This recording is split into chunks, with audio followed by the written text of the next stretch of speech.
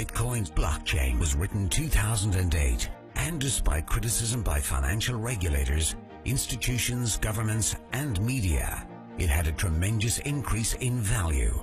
Only between 2009 and 2013, the value of a single coin went from $0.1 to over $1,100. People who had invested in Bitcoin became multimillionaires over a very short period of time, and it's probably one of the most discussed economical successes ever in financial history.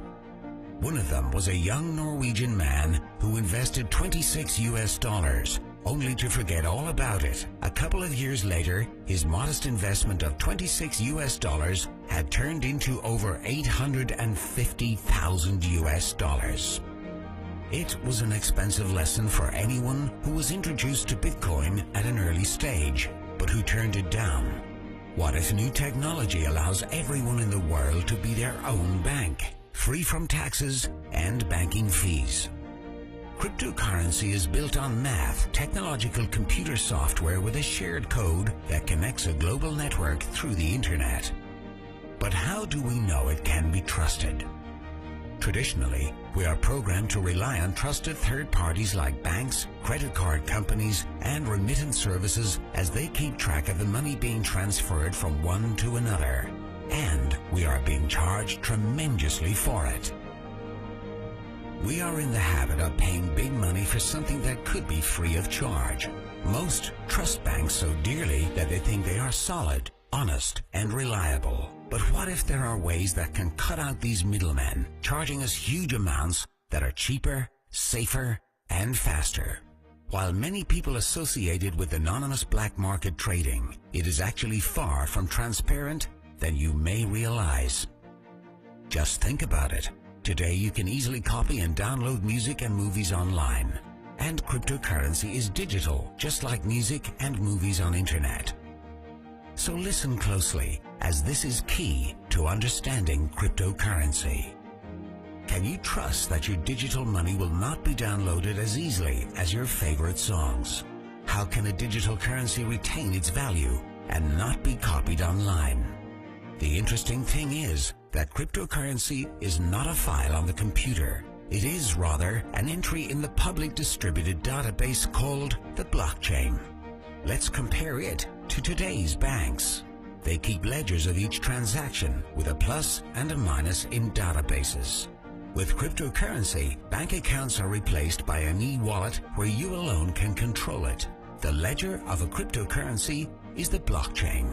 The blockchain, or the ledger of a cryptocurrency, keeps a record of every coin and every transaction ever made, and it always balances since the amount of coins is non-changeable and no coin will ever leave the system. When one coin is sent somewhere, what is really being sent is the control of the database with a code that is a unique key for that specific transaction. As transactions are made, the ledger, the blockchain, is constantly synchronized across the globe. Each user in the entire network has an identical copy, and since the blockchain is public, it cannot be controlled by any person.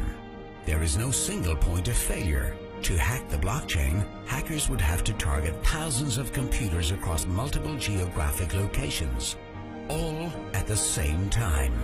It may not be impossible, but it is made much more difficult and is a lot more secure than the present banking system. The whole system has the potential to replace banks and bankers worldwide. Many people are happy with the system we have today simply because they don't understand it, or simply because they cannot grasp the amount of money we pay our current financial system in fees on a yearly basis. Cryptocurrency is the total opposite of the banking system today, as it is completely transparent, and no one can change either the amount of coins or the mathematical rules dictating the creation after the mining has started.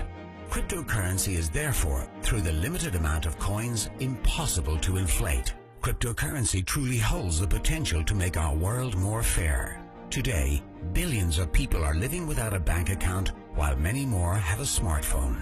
That can give you access to a global personal banking system through the technology of cryptocurrency, banking for everyone.